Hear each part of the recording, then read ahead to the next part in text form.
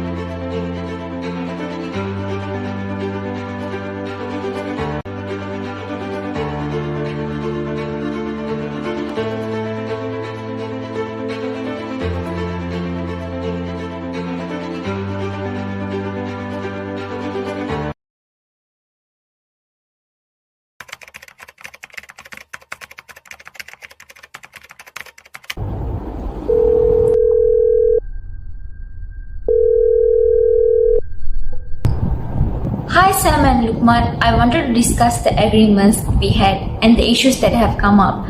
I believe we need to clear the air. Zara, look, about the free meals, we agreed on that as friends.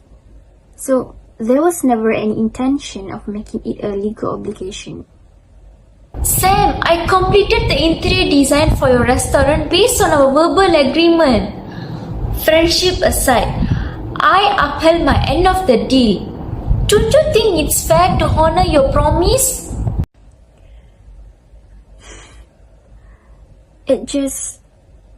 I never thought it would come to this. I will need to think about it. Okay? And Lukman, what's this about refusing payment for my work on your office? Oh my god, Zara, you know why? This isn't just about work, it's our personal. I don't know why I should pay you after everything happened between us. Stop right there, Lukman. Our personal history has nothing to do with the professional agreement we signed. You entered into a formal contract with me and I completed the work as promised. Contract's not everything, Zara. You think legalities will erase what's between us? This isn't about emotions, Lukman. It's about respecting professional boundaries and honoring commitments. Alright. Look, Zara, maybe we should sit down and figure this out in person. This isn't getting resolved over the phone, so I think we should meet. Agreed. But let's make one thing clear. These are professional matters and not our personal ones. I expect both of you to treat them as such. Whatever, fine, let's talk. Good. Let's set a time. We'll sort this out properly.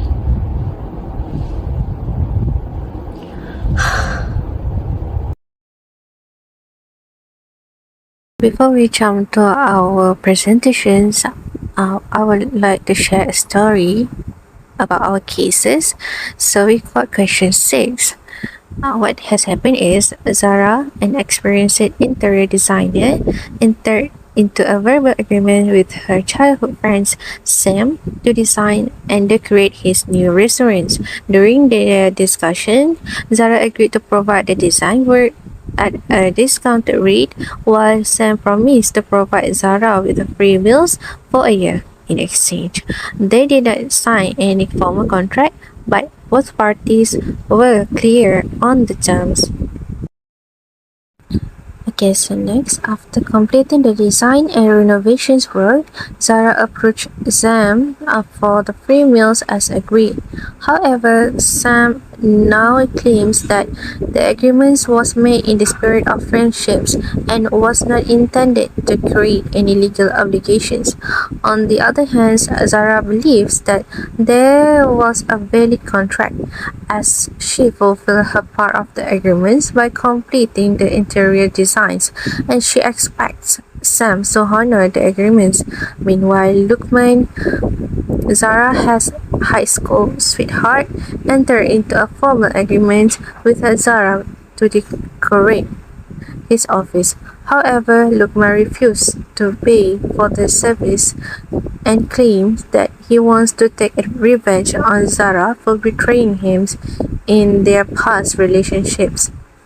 Before they enter into the formal agreement, he argues that the professional service provided by Zara is not valid due to personal issues between them. Zara, however, insists that the contract is legally binding as they had entered create a legal obligations, and she expects to be compensated for the work times. So then we have to advise Sarah on the validity of the contract with both, which is Sam and Lukman.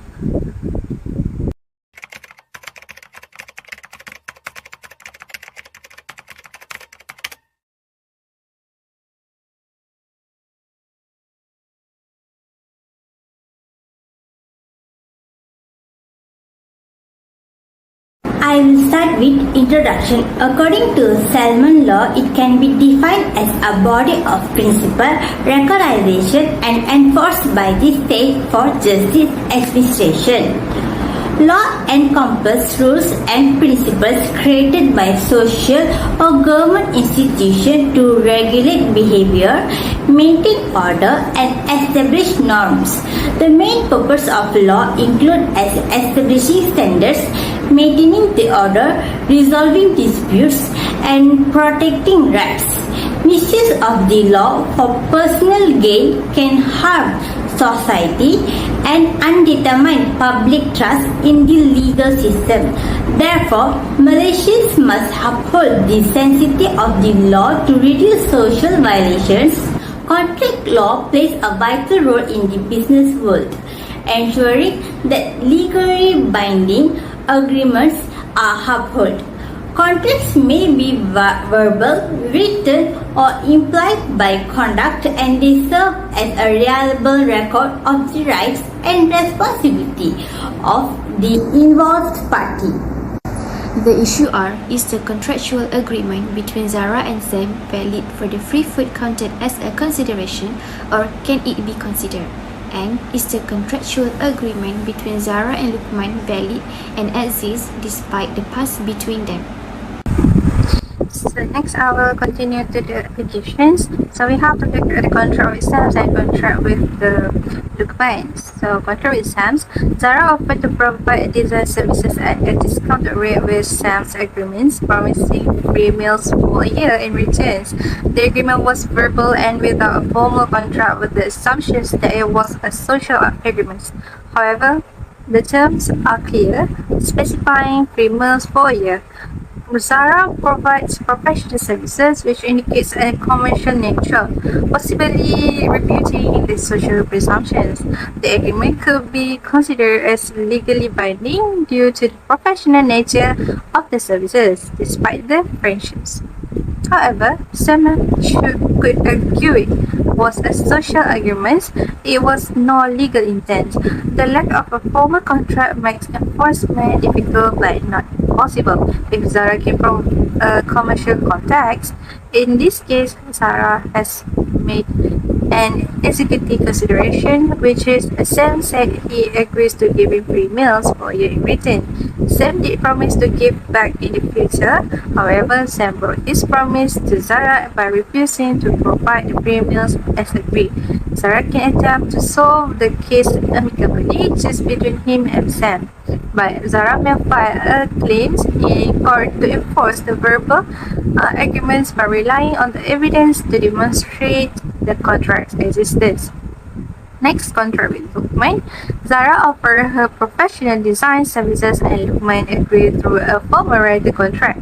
The agreement was formally written and documented, intending to create legal relations.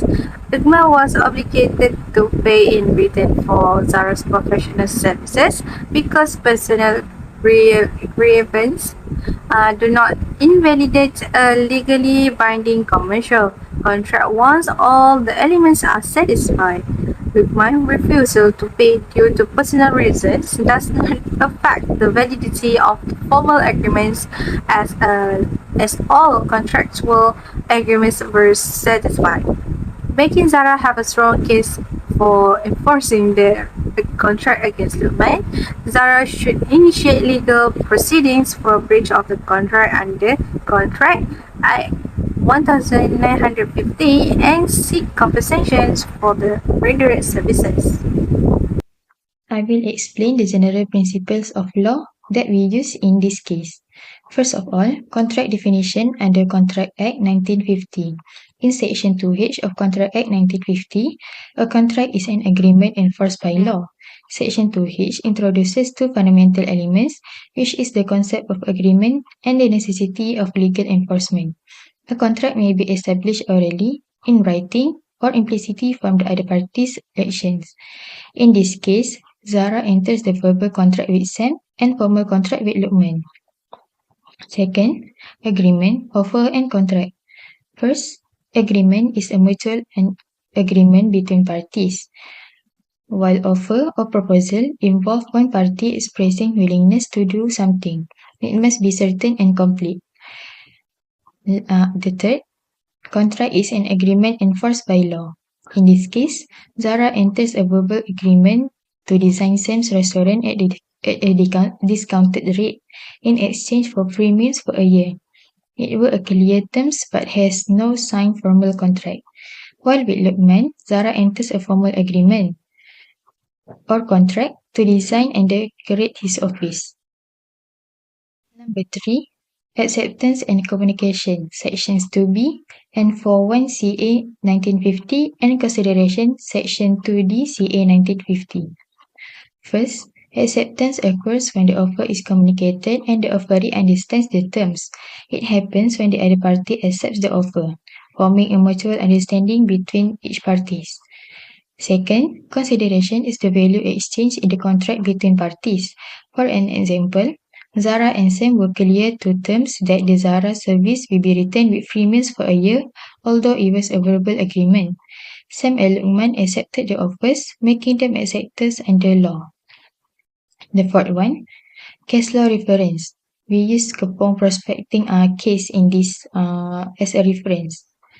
We understand that Smith helped the appellant to secure a mining permit. However, the promised payment 1% was held after a disagreement. The appellant refused to provide Smith the money that was agreed upon. While in Zara and Sam's case, Sam claimed that the agreement was made in the spirit of friendship, refusing to give Zara the free meals as they agreed upon, saying that he did not intend to create any legal obligation. While Lukman, he refuses to pay for Zara's service as a revenge for their past as a former lover. The fifth one, or the last one, Zara should emphasize the presence of consideration and nature of agreement, gather any evidence including messages or emails. Then she can issue a demand letter against Sam and pursue mediation or litigation if necessary. For Lukman, Zara should check the terms related to payment, timelines, and breach remedies and send a demand letter if Lukman fails to comply. If the issue persists, Zara can initiate legal proceedings for breaching the contract on Lukman's part. In summary, the agreement with Sam is legally binding, allowing Zara to claim her free meals as she fulfills a part of the deal. If needed, she can resolve the matter amicably or take legal action. The contract with Lukman is valid and he must pay Zara for her services. Otherwise, Zara can pursue a legal claim for breach of contract.